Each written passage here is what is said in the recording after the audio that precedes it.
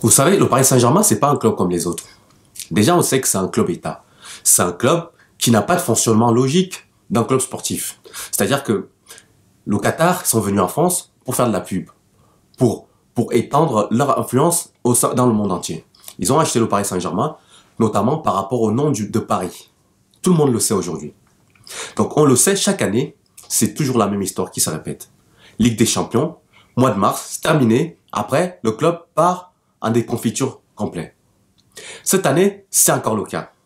Mais sauf que cette année, il y a une nuance, il y a quelque chose qui change pour moi. C'est des choses qu'on n'a pas beaucoup entendues dans les journaux. En début d'année, on l'a entendu, mais depuis que ça ne va plus, on l'entend plus trop. Cette année, qu'est-ce qui s'est passé? En début de saison, on a pris un joueur, vous le savez, qui s'appelle Kylian Mbappé, qu'on a mis là-haut, au sommet de tous les autres, de telle sorte qu'aujourd'hui, c'est le sportif le mieux payé au monde, dans tous les sports confondus. Donc, on l'a mis là-haut, on a dit, c'est toi qui va nous guider à la gagne. C'est toi qui va nous faire grandir. À 23 ans. Je rappelle l'âge de Kylian Mbappé. Il a que 23 ans. Bientôt, il a 23 ou 24 maintenant. Donc, on lui a donné toutes ses responsabilités parce qu'il en demandait. Donc, qu'est-ce qu'on lui a fait? On lui a donné le pouvoir de pouvoir recruter Campos, parce que c'était son pote de Monaco, blablabla, et Campos qui a cherché un entraîneur, il avait le droit de regarder le recrutement. Il a même tout fait pour que Neymar sorte du club. Mais en vain. Aujourd'hui, presque, 7-8 mois plus tard, le Paris Saint-Germain, encore pire que les années précédentes. Encore pire au niveau résultat, 8 défaites depuis janvier. C'est-à-dire que en même pas 3 mois, le Paris Saint-Germain a perdu 8 fois toutes confondues. C'est-à-dire en championnat, en Coupe de France et en Ligue des Champions. Vous vous rendez compte? 8 défaites dans un club, le club le plus riche au monde. C'est-à-dire que on peut même pas compter les sous de Paris Saint-Germain parce que il y a une part qui est officielle et une part et l'autre part qu'on sait pas qui passe par bon bref. Donc vous voyez que ils ont le joueur le plus payé au monde qui est Kylian Mbappé, qui était nommé pour tout faire, pour recruter, pour savoir qui on prend, qui on prend pas, quel directeur sportif on doit prendre, quel entraîneur on doit prendre. Donc ce mec-là qui aujourd'hui est devenu aussi capitaine des Bleus. C'est-à-dire que en une semaine, le mec il est passé d'un joueur normal en une année, d'un joueur normal au sportif le plus payé au monde, au capitanat de l'équipe de France, hein, et tout ça en peu de temps, à 23, 24 ans. Et est-ce que vous vous rendez compte que hier on a regardé le match contre l'Olympique Lyonnais, le club, toute l'équipe était en train de couler. Toute l'équipe était en train de couler. Kylian Mbappé, tout Kylian Mbappé qu'il est, d'accord, auréolé de son rôle de capitaine de l'équipe de France. Normalement, quand tu es capitaine de l'équipe de France, ça veut dire que tu es quelqu'un qui a une parole. Tu es quelqu'un qui a de l'influence envers les autres.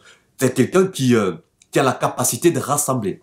Tu es quelqu'un qui a la capacité de rebooster les coéquipiers. Est-ce que vous avez vu ça hier? Est-ce que vous avez vu une seule fois Kylian Mbappé s'est révolté sur le terrain envers ses coéquipiers ou les rengainer en disant « ce n'est pas grave, les gars, on va y aller ».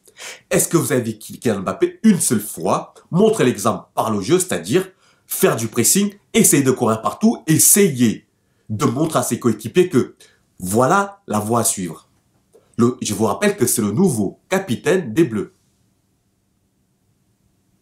C'est-à-dire que, normalement, en revenant de la sélection, avec ce nouveau poste, ces nouvelles responsabilités qu'il a toujours demandées, d'accord, il doit avoir une confiance telle que, normalement, ça doit transpirer au sein de l'effectif du Paris Saint-Germain. Est-ce qu'on a vu ça hier? On a vu quelqu'un qui s'est caché, quelqu'un qui s'est fait bouffer par un gamin de 17 ans et qui a essayé de donner des coups Et après ça, on ne l'a plus vu du tout. Expliquez-moi comment ça se fait que ce type, que tout le monde s'accorde à dire que c'est le meilleur joueur de tous les temps, c'est le meilleur joueur de la galaxie football, que le football n'a jamais connu ça, le mec qui bat des records toutes les semaines. Expliquez-moi, qu'est-ce qui se passe? Depuis l'élimination du Paris Saint-Germain contre le Bayern de Munich, Mbappé est passé où? Vous l'avez vu où? Il a disparu, Mbappé? Il n'est plus au Paris Saint-Germain? Il est blessé? Je sais pas, on nous a fait croire que le fait que Neymar soit blessé jusqu'à la fin de la saison, j'ai entendu ça dans des grands médias, notamment RMC, notamment Daniel Riolo, le journaliste des RMC, grand supporter du Paris Saint-Germain, qui nous expliquait qu'il a entendu en interne que on souhaitait que Neymar ne revienne pas. Parce que sans Neymar, Mbappé et Messi, c'est beaucoup mieux. Parce que les autres derrière, ils vont jouer pour eux et les deux, ils vont se régaler. J'ai entendu ça. On nous a expliqué que c'était l'année du Paris Saint-Germain pour la Ligue des Champions parce que Neymar n'était pas. Est-ce que vous vous rendez compte de ce qu'on a dit? Neymar qui a amené le Paris Saint-Germain en finale de Ligue des Champions. Parce que c'est Neymar qui a amené le Paris Saint-Germain en finale de Ligue des Champions, ce n'est pas Mbappé. Donc aujourd'hui, on nous a expliqué que le fait que Neymar soit blessé, jusqu'à la fin de la saison, c'était la bonne année pour le Paris Saint-Germain pour aller peut-être gagner la Ligue des Champions en ayant perdu à domicile contre le Bayern. On nous a fait croire ça. Les médias, les gens qui sont payés pour nous informer, pour nous donner le ressenti des clubs, pour interviewer les gens. Vous comprenez? Et les supporters parisiens lobotomisés par le Qatar, ou même stipendiés, j'ose le dire, hein, continuent d'applaudir, zéro contestation. Mais par contre, quand il s'agit de siffler le vrai grand joueur de cette équipe, qui s'appelle Messi, alors là, on les entend. On les a encore entendus hier siffler Messi. Le champion du monde en titre. Ils l'ont sifflé. Pourquoi? Messi, il doit quoi au Paris Saint-Germain? Messi est venu au Paris Saint-Germain, en fait, en reculant.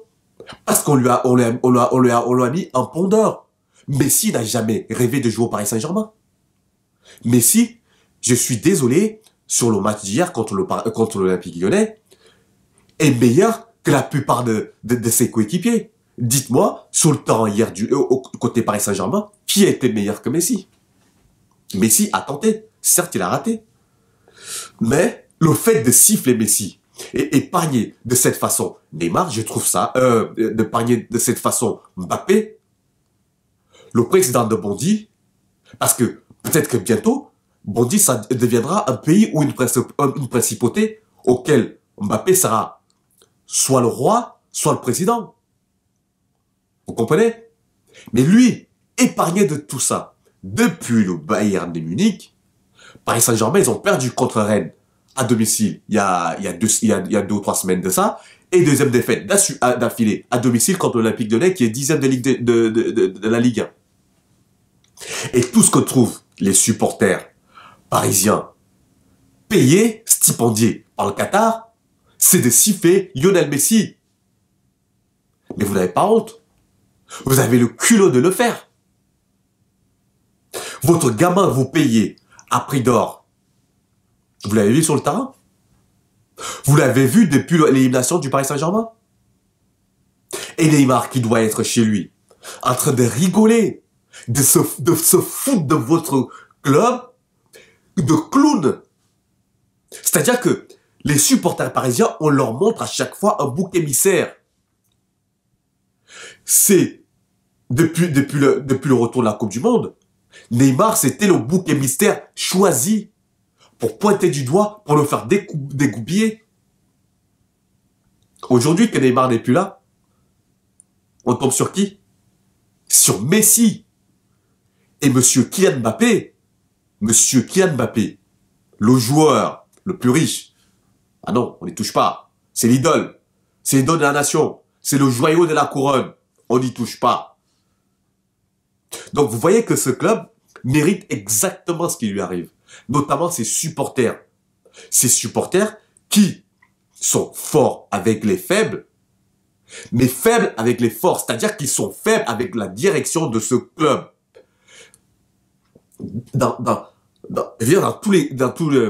L'histoire de tous les clubs du monde, quand ça va aussi mal, on demande la tête du président, on demande la tête des dirigeants, on ne demande pas la tête des joueurs. Il n'y a que au Paris Saint-Germain qu'on demande la tête des joueurs, la tête de Messi, la tête de Neymar, la tête de Ramos. Mais est-ce qu'on se pose la question, ces gens-là sont arrivés là comment? Par le pouvoir du Saint-Esprit? Ils sont arrivés là, tout seuls, ils ont dit, oh, ils ont vu la lumière, ils ont dit, oh, on rentre, on va aller jouer. Est-ce que c'est le seul club qui réfléchit à l'envers, en se disant, ouais, si on n'arrive pas, c'est la faute des joueurs? Mais il y a bien des dirigeants dans ce club. Pourquoi il n'y a pas de descente de supporters parisiens furieux au camp de l'entraînement pour mettre les coups de pression à Nasser ou à Campos, à tous ces dirigeants en col blanc, pour leur dire qu'écoutez, ça suffit. Il y en a marre de se faire prendre pour des pitres au monde entier. Aujourd'hui, au monde entier, le Paris Saint-Germain, c'est un sujet de raillerie. Quand on parle de foot en Europe, le Paris Saint-Germain, c'est comme un cheveu dans la soupe. Ça n'a aucun intérêt. C'est juste pour se moquer. Ah, mais Messi, il est là. De toute façon, Messi, il est là. Il n'en a rien à foutre. Même en n'ayant rien à foutre, c'est le seul hier qui a essayé de faire quelque chose. Mais, à la fin de course, qu'est-ce qui s'est passé? On l'a sifflé. Mais Mbappé, épargné. Continuez comme ça. Continuez à choisir les cibles qu'on vous pointe sans vraiment, réellement ouvrir les yeux c'est-à-dire sur les responsables réels. Vous irez loin comme ça. Peut-être que la soupe est bonne. Peut-être que les supporters, ils sont tellement mis bien par le club qu'aujourd'hui, toute rébellion n'est plus possible. La rébellion est interdite au Paris Saint-Germain. Aujourd'hui, les joueurs, c'est les seuls coupables, c'est les seuls responsables de cet effet. Et, j'ai oublié, l'entraîneur, le pauvre entraîneur, qui est soutenu par personne. Et lui, c'est le tocard de service. C'est-à-dire que c'est le mec, le moins que rien. Je suis sûr qu'aujourd'hui, on vote, est-ce qu'on vire le coach ou on vire Nasser? Ils vont dire virer le coach. Parce que c'est le coach, le pire. Ils disent que c'est le coach qui a tout fait. C'est la faute du coach. Comme là, c'est la faute du joueur. Mais pas la faute du grand Timir. Pas la faute du grand Qatar. Mais vous doutez bien. C'est un puissant fond. C'est des dollars qui coulent à flot. Et ils peuvent pas mordre la mort qui les nourrit. Donc, on cherche des proies faciles. Le coach, Galtier. Alors qu'il y a 2 ans de ça, il était champion de France devant ce Qatar CSG avec Lille. Un club qui a 10 fois moins de budget que ce club-là.